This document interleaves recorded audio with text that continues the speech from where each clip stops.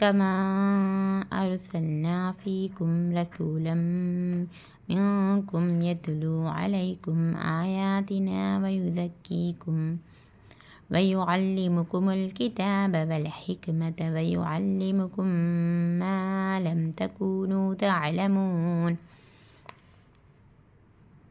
इसमें देखिए तनवीन के बाद मीम आकर है। इदगाम में माल गुन्ना है, इसमें गुन्ना के साथ पढ़ेंगे। ये क्या है, मीम साकिन के बाद वाव आकर है। मीम साकिन के बाद वाव आकर है तो हम जाहिर करके पढ़ना, इसको इजहार शफवी कहते।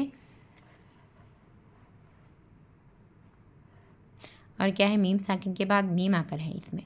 वयुअल्लिमुकुम में मीम साकिन के बाद मीम आकर है तो मीम को मीम से मिलाकर गुन्ना के साथ पढ़ेंगे, इसको इदगाम शफवी कहते। अगर मीम साकिन के बाद मीम आकर है तो मीम को मीम से मिलाकर गुन्ना के साथ पढ़ा जाएगा।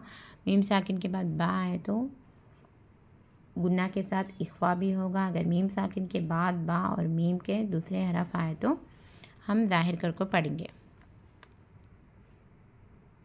आप लोग हमारे चैनल में नए हैं तो सब्सक्राइब कर लीजिए। अस्सलामु अलैकुम वरहमतुल्लाहि वबरकातुहू। अल्लाह हाफ़िज़।